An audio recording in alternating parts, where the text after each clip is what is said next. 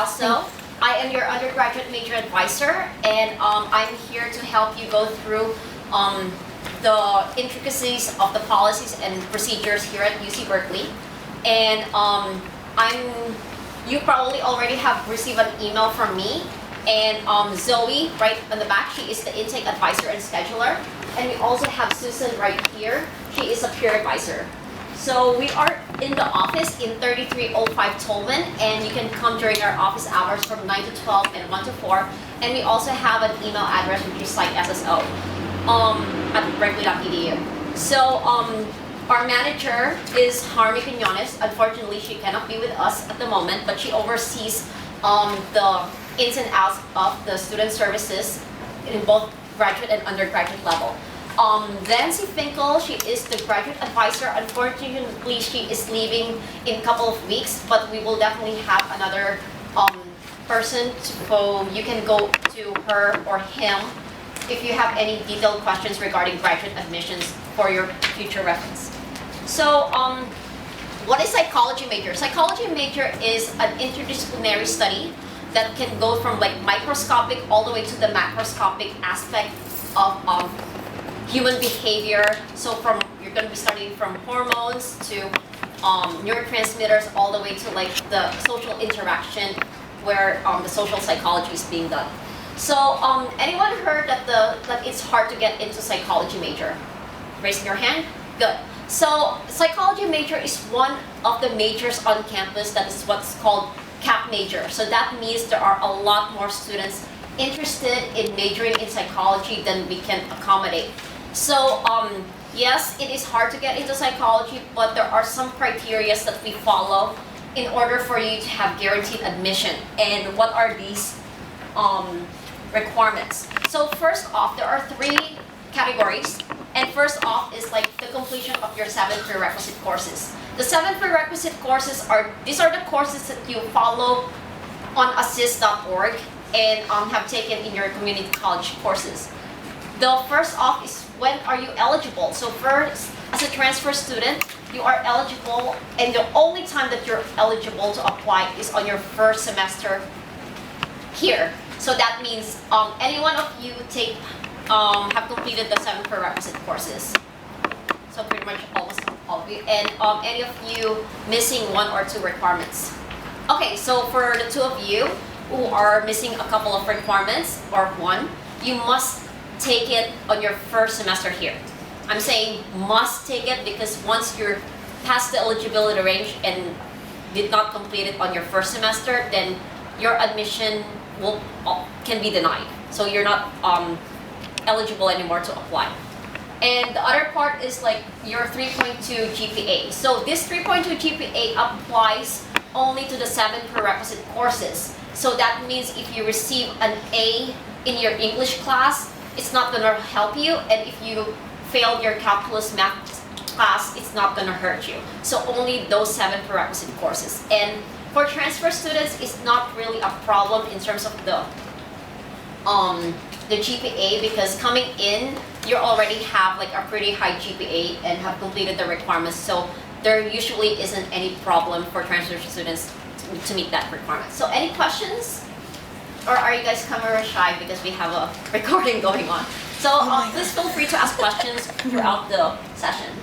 So what are these 7 lower division requirements? I already asked some of you for your transcript and have submitted it to me, and I already went through your unofficial transcript to make sure that you have completed these courses. So what are these courses? By the way, don't look at the UC Berkeley and the course numbering because it might not make sense to you. So just look at the other institutions because I have the general title of the courses. So general psychology, that's your general psych, your evolution requirement, which is usually fulfilled by your physical or biological anthropology. The quantitative course would be your stats, introduction to probability and statistics and things like that. So we also require 2 courses in the biological science, so anatomy and physiology, cell bio, and the social science courses must be taken from 2 different departments. And that's introduction to sociology, cultural anthropology and social anthropology, and some of you have taken political science course. So again, these two courses under the social science must be taken from two different departments. So by the way, some of these courses will be fulfilled by your AP courses. So if you have taken AP US government or AP comparative government, you cannot take political science anymore because they're from the same department. Any questions? No? Okay, let's proceed. So now you're done with these 7 prerequisite courses. So what's going to happen? For the 2 of you who are not complete, you must submit your application by the October 5th deadline. So I will just have to wait for your grades at the end of the semester before I can process your application. However, for the rest of you who have been done with the requirements, then you can start filling out the oh, by the way, this PowerPoint presentation is in your CalSo packet, and it's for you to write up and make sure to go over it at night. And the application, this packet right here, the application is in here, and we will be completing that section at the end of this, at the end of the overview. So it's on the last part, the PowerPoint. So you will be submitting your application to me if you're done, and as well, and attach all the unofficial transcripts that that's needed. So any of you interested in minoring, double majoring, raise your hands. Right. So if you are planning to double major, there is a maximum of 2 course overlap in terms of the upper division courses. So that means if you're planning to double major in MCB, which is the cell bio major, then you can have like 2 courses that counts between MCB and psychology. However, if you are planning to minor, and we do have a lot of students minoring, and our biggest minor is psychology and education, there's only like 1 course that can count between education and the psychology. So we do have a lot of students who double major, so as a transfer student, it is definitely doable. As long as you have like a really good strategy and plan things out perfectly, it's perfectly fine. Our common double majors, we have, again, MCB, the business, the Hospital of Business, and econ and public health. However, there are also like some students who are planning to double major with something that's with lesser overlap between psychology and the other discipline, like Spanish language. I don't think, well, we don't have any class referring to psychology and Spanish language in our department, so there may not be any sort of overlap between those 2. In terms of pre-med is not really a traditional major / minor, because it's not really a major or a minor. It's like something that you will be doing and keeping track on your progress, and it's an official minor. So by the way, psychology does not have a minor, so please feel free to let your friends know that there is no psychology minor. Any questions?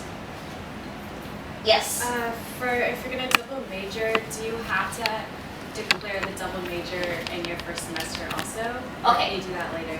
Good question. So the question was, can you double major later on, and so yes, that's actually the perfect case, because psychology, we are a cap major, so it's likely that we will declare you first before you attach your other major. However, sometimes you can declare your other major before declaring psychology. For now, you can just submit the application, and we'll declare you as a psychology major, and then once you've decided about the other major and have talked to your other major advisor, then we can just attach the other major. And there is another form, it's called a double major form, that you need to complete, so that there will be like 2 majors under you.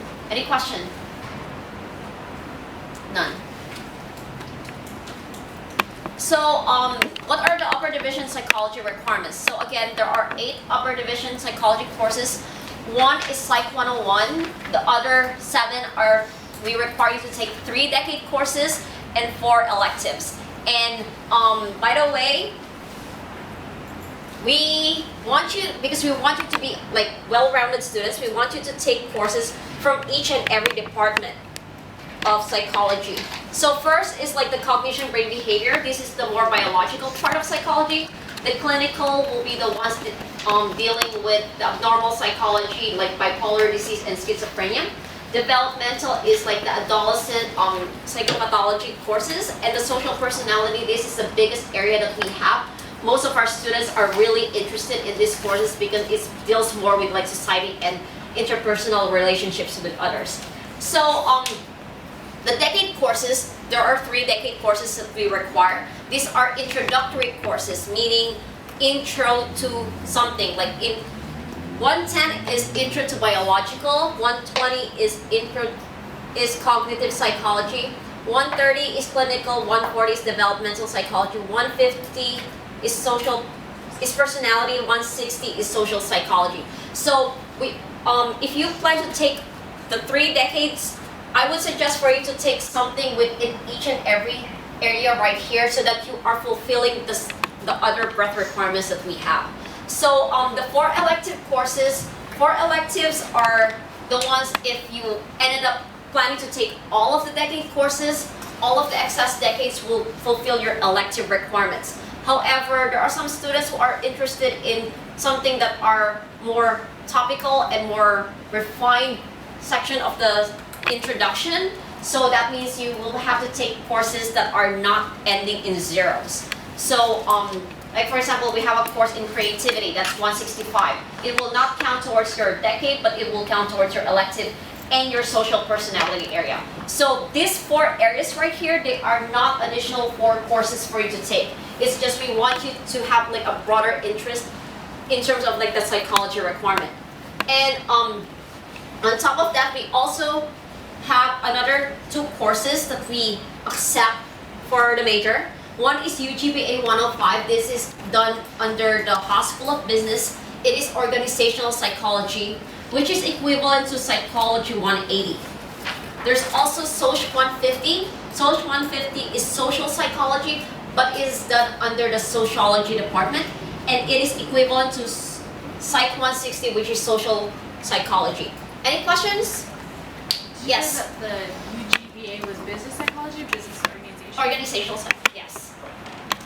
Question. Yes. If you took, say, social psychology or developmental psychology at your previous school, can you take it again? Okay, good question. So, if you've taken it from your previous school, can you take it again? Yes and no. If you have taken it at community college, and some of you have taken developmental psychology or abnormal psychology in community college, those are considered lower division requirements.